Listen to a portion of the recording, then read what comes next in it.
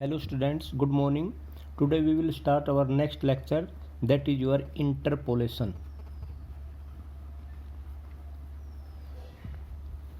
Interpolation बच्चे, सबसे पहले इंटरपोलेशन होता क्या है? इंटरपोलेशन, ये जो इंटरपोलेशन मैं पहले लिख देता हूँ, द टेक्निक और method of estimating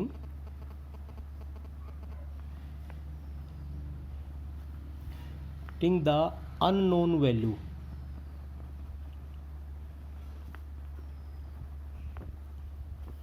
values from the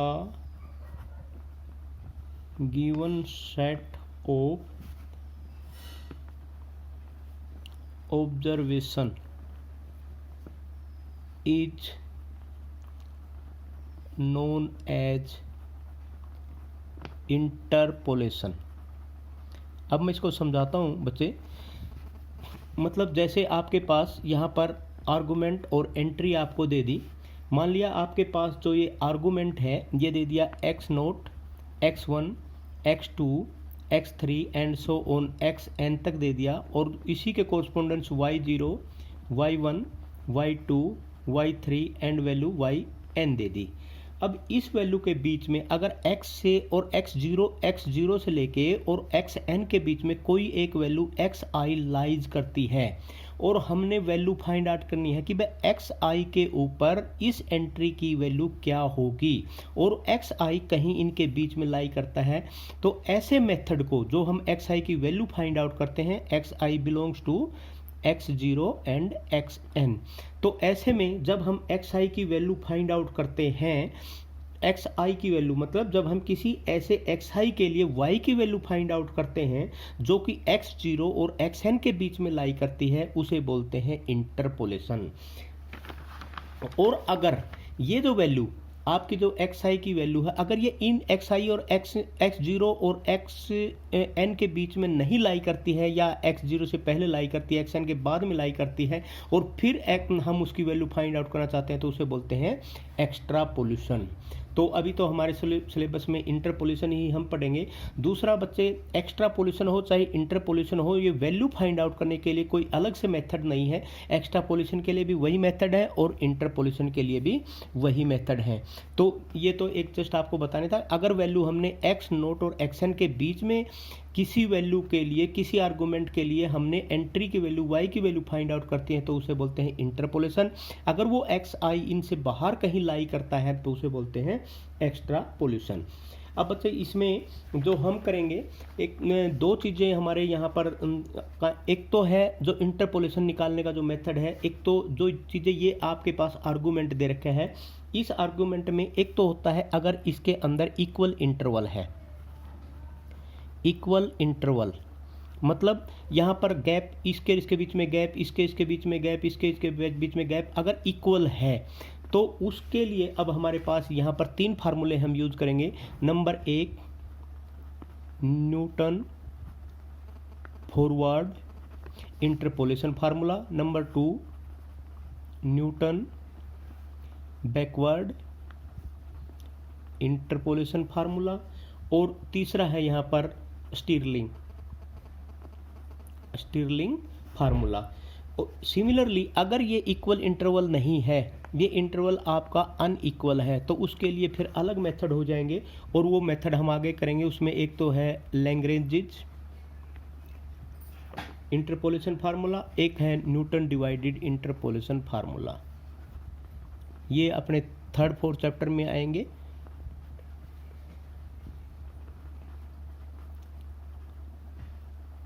formula ये अनइक्वल के लिए है। तो यहाँ पर अब वैसे तो सेंट्रल, अब इसके बारे में मैं थोड़ा सा आपको बता देता हूँ। अगर मान ले आपके पास एक x, ये दोबारा फिर अगर मान ले ये दे रखा है यहाँ पर 1970, ये दे रखा है 1975, ये दे रखा है 1980, और ये दे रखा है 1985, और यहाँ पर दे रखा है 1990। इसके ऊपर y की पॉपुलेशन 1970 में पॉपुलेशन मान लिया, यहाँ पर इसने दे दी भाई मान ले किसी भी एक गांव की पॉपुलेशन यहाँ 1000 थी, यहाँ पर 1020 हो गई, ये है 1030 है, आप ये कह सकते हैं कि 1040 है और 1050। अगर ये तो कोई ये कहे कि भाई एक तो आप 1972 में पॉपुलेशन इसकी बताओ, और फिर दूसरा कहे कि भाई आप इसकी 1982 में पॉपुलेशन बताओ, और एक कहे कि भाई आप इसकी पॉपुलेशन 1989 में बताओ। अब देखो बच्चों, यहाँ पर जो ये है आपका 1972 में पॉपुलेशन निकालनी है, तो सबसे पहले है 1970 के जस्ट स्टार्टिंग में। अब 1972 की वैल्यू जो हम निकालेंगे ना, इससे आगे वाले हम देखेंगे, उन आगे वालों को देख के हम ये वैल्यू निकलेगी। तो इसलिए यहाँ पर लगेगा आपका Newton forward formula, Newton forward formula. और अगर ये आपके पास आपने निकालना है यहाँ पर 1989 की वैल्यू निकालनी है, तो ये क्या होगा, बैकवर्ड। तो उस टाइम पे आप क्या करेंगे, इस वैल्यू के कोरस्पोंडेंस में ऊपर वाली वैल्यू देखेंगे, तो यहाँ पर लग जाएगा आपका Newton backward formula, backward formula. अगर आपने 1982 की वैल्यू निकालनी है, अगर ये 1982 की वैल्यू आप निकालते हैं, तो फिर आपने यहाँ पर क्या निकालने पड़ेंगे, सेंट्रल डिफरेंस फार्मूला। फिर वो सेंट्रल डिफरेंस फार्मूला होते हैं, सेंट्रल डिफरेंस फार्मूला लगेगा आपका, वो कौन से होते हैं, उसमें है आपका गॉस फॉरवर्ड फार्मूला, और उसके बाद है गॉस बैकवर्ड फार्मूला,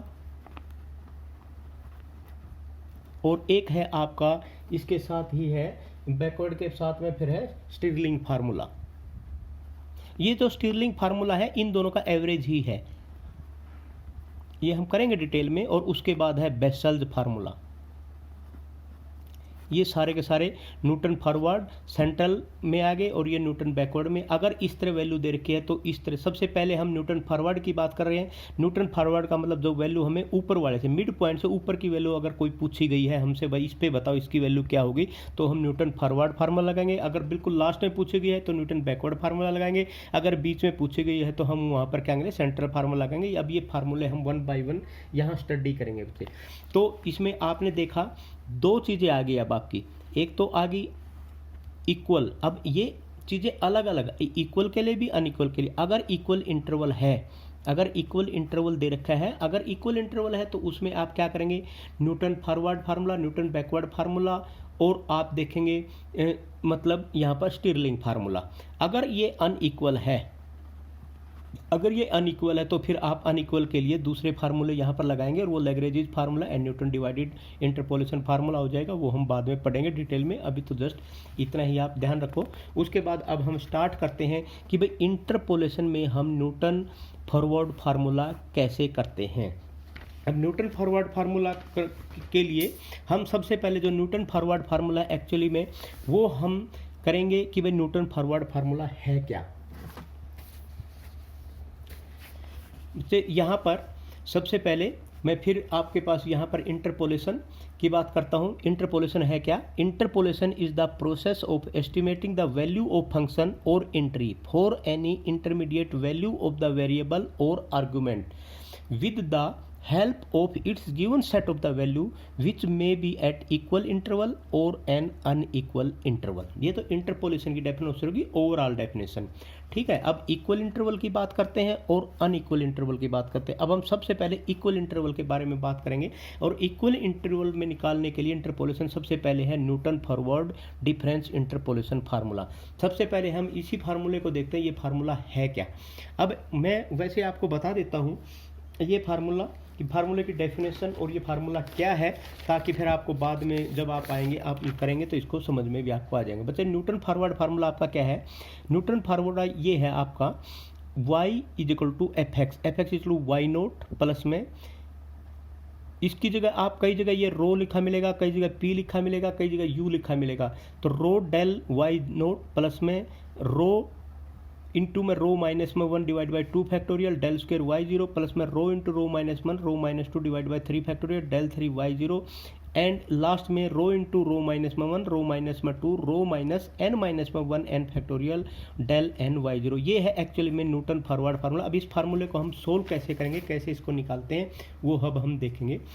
सबसे पहले हम मान लेते हैं एक फंक्शन आपके पास y दिया हुआ है, let y is the function of x which assumes the value of, अब ये आपके पास एंट्री की वैल्यू है fa plus h, fa plus 2h, fa plus nh, 4n plus में 1 equidistance value that is argument. कौन से argument के लिए है ये fa?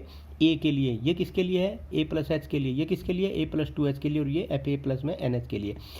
तो हम यहाँ पर एक कंसीडर कर लेते हैं एक polynomial fx in x of degree n such that fx is equal to a naught plus x minus में a1 plus x minus a minus h a2 plus x minus a minus h और x minus a minus 2h a3 plus dash dash dash, ये A N यहाँ last में नहीं आता, मैंने पहले लिख दिया A N x minus A minus में H minus x minus A minus N minus में 1 एच। ये इक्वेशन नंबर 1 आपने कंसीडर कर ली, पोलिनोमियल 1 आपने कंसीडर कर ली। अब इस पोलिनोमियल के अंदर हमें जो ये चीज़ें हैं ये आपके पास क्या है? ए note, a1, a2 and an, ये क्या है? आपके कॉन्स्टेंट हैं। और ये जो कॉन्स्टेंट ही आपने find out, constant which are to be find out, इनको आपने फाइंड आउट करना। मतलब यहाँ से आपने इन्हीं की वैल्यू निकालनी है और इनकी वैल्यू निकाल के इसके अंदर रख देंगे तो आपके पास ये जो न्यूटन फॉरवर्ड फार्मूला आ जाएगा। बच्चे यहाँ सबसे पहले हम करेंगे put x is equal to a 1 by 1 a plus H, a plus 2h and a plus nh। सबसे पहले हम 4x is equal to a plus h रखते हैं।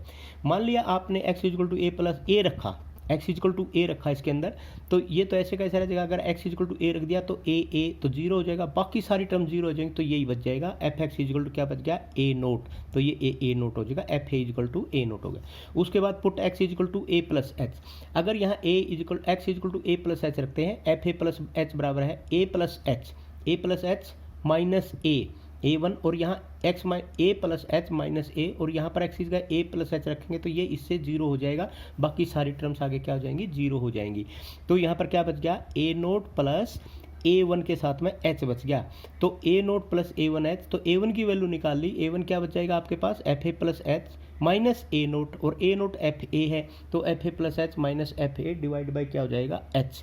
तो यहाँ पर a1 is equal to del F A by h हो गया। ये a1 की वैल्यू आपने निकाल दी। सिमिलरली अब आप यहाँ से a2 की वैल्यू निकाल देंगे, put x is equal to a plus 2h। इस इक्वेशन के अंदर जब x is equal to a plus 2h रखेंगे, इसमें भी कोई फर्क पड़ेगा, इसमें भी नहीं पड़ेगा, लेकिन यहाँ जब आप रखेंगे x is equal to a plus 2h, x की जगह लिखेंगे a प्लस 2h। जब यहाँ a प्लस 2h रखेंगे, a से a कैंसिल, 2h से 2h है, तो ये सारी की सारी जीरो हो जाएंगी यहाँ तक की, तो सिर्फ ये बच गई a2 तक। तो अब यहाँ पर जब a2 तक बचेंगी तो यहाँ पर आपके पास क्या हो जाएगा? a naught plus a1 2h plus a2 2h into h। तो a2 की वैल्यू यहाँ से निकालेंगे, F A plus minus F A minus del F A plus H into 2h। जब इसकी वैल्यू निकालेंगे तो वैल्यू निकालने के बाद आपके पास क्या बचेगा? Del square F A divide by 2 factorial h2। Similarly a3 की value del cube F A 3 factorial h3 और ए एन डेल की power n F A N factorial H N. ये सारे के सारे जो कॉन्स्टेंट आपने निकाले ए note a1 a2 a3 an, ये सारे के सारे आप क्या करेंगे? इनके अंदर रख देंगे, इसके अंदर रख देंगे, यहाँ पर वैल्यू रख देंगे, ये सारी वैल्यू रख देंगे। जब इसकी जगह ये वैल्यू रखेंगे तो यहाँ पर आपके पास क्या हो जाएगा? F A X minus A del F A by H plus में X minus A minus H, ये वैल्यू आपने रख दी। अब ये वैल्यू रखने के बाद ये जो वैल्यू रख दी आपने, ये आपका क्या हो गया? एक फार्मूला बन गया न्यूटन फॉरवर्ड इंटरपोलेशन फार्मूला। ये बच्चे न्यूटन फॉरवर्ड इंटरपोलेशन फार्मूला ये हो गया आपका। लेकिन इसके थोड़ा सा और इसमें हम आगे इसमें बढ़ सकते हैं। वैसे तो ये फार्मूला आपका फाइनल हो गया। इसी में आप अलग अलग, अगर x की वैल्यू अलग, x माइनस ए की वैल्यू अलग अलग रखना चाहते हैं तो आप रख सकते हैं। अभी यहाँ पर देखो बच्चे, put x is equal to A plus में यू एच, एक्स प्लस में रो एच भी कर सकते हैं हम, एक्स बराबर ए प्लस में कोई किसी बुक में पी एच लिख रखा है, किसी बुक में आपके पास ए प्लस में रो एच लिख रखा है, कुछ भी रख लो, लेकिन हम अपनी बुक में सिंस यू का यूज किया गया तो हम एक्स प्लस में यू एच का यहाँ पर यूज करेंगे, तो इनका यूज नहीं करेंगे। तो यू बराबर है क्या हो जाएगा, X minus A by H, तो एक्स माइनस ए क्या होगा यू एच, और X minus A minus H, या माइनस एच यहाँ भी माइनस एच, तो ये क्या U minus one H. Similarly X minus A minus two H, तो जगह U minus two H, X minus A minus N minus में एच बराबर है यू माइनस एन माइनस में वन एच। अब इनकी जगह जो हमने ये वैल्यू की थी, जो हमने अभी ये किया था, जो आपने यहाँ इस फार्मूले के अंदर जो ये वैल्यू की थी ना, एक्स माइनस ए की जगह एक्स माइनस ए और X minus A minus H की जगह x minus A minus H की जगह, इसकी जगह हम क्या रख देंगे, ये वैल्यू रख देंगे, ये वैल्यू रख देंगे, ये सारी की सारी वैल्यू एक्स माइनस ए, ये एक्स माइनस ए की value, x minus A minus H की value, x minus A minus two H की वैल्यू। जब हम इसकी वैल्यू रखेंगे यहाँ पर एक्स माइनस ए की वैल्यू क्या रखें, you, x minus A you into u minus में क्या हो जाएगा वन, तो ये सारी की सारी जब वैल्यू रखेंगे तो यहाँ पर आपके पास क्या आ जाएगा, U H into u minus one H, you minus one H, you minus two H and so on. अब ये देखो यहाँ एक एच है, इस एच से कैंसिल हो जाएगा, यह एच स्क्वायर है, ये एच इससे कैंसिल हो जाएगा, एच थ्री है, एक एच इससे कैंसिल हो जाएगा। इसी प्रकार यहाँ ऊपर क्या है, एन टाइम एच है, तो एच की पावर एन है, तो ये कैंसिल हो जाएगा।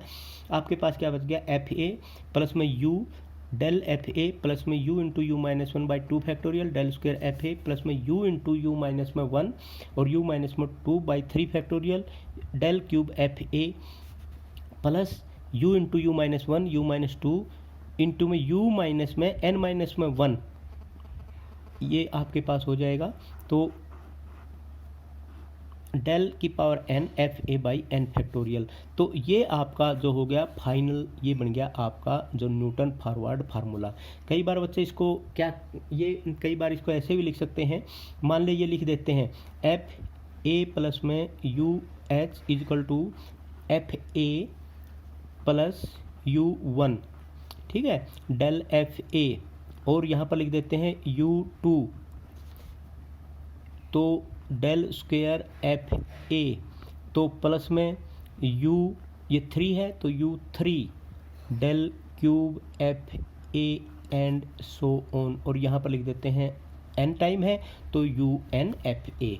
तो कई बार ऐसे भी लिखा जाता है, इसका मतलब यू का मतलब क्या होता है, यू का मतलब क्या होता है टू, अगर ये लिखा तो यू इंटू में यू माइनस में वन। इसी प्रकार अगर एन होता है तो यहाँ पर क्या हो जाएगा, अगर मान ले यहाँ पर यू एन होता तो क्या हो जाता है यू इंटू यू माइनस में one dash dash dash you minus में आपका क्या हो जाएगा एन माइनस में वन, क्योंकि ये एन माइनस में वन है तो ये आपका यहाँ पर आप से ये इसके बराबर हो जाएगा। कई बार ऐसे भी लिखा आता है, और अपने जो बुक में मैक्सिमम टाइम हम ये यूज करेंगे, और कई बार यू की जगह आपका एक्स माइनस ए का भी यूज मिलेगा, क्योंकि यू किसके बराबर होता है, x minus A by H का होता है। यू एच की जगह आप एक्स माइनस ए भी लिखा मिलेगा, वो तो क्वेश्चन के अनुसार होगा। ये था आपका न्यूटन फॉरवर्ड इंटरपोलेशन फार्मूला, जो कि एग्जाम पॉइंट ऑफ व्यू से भी ये इंपॉर्टेंट है। अब हम नेक्स्ट करेंगे बच्चे न्यूटन बैकवर्ड इंटरपोलेशन फार्मूला, और फिर जाके इन दोनों के क्वेश्चन इकट्ठे करेंगे। Thank you very much.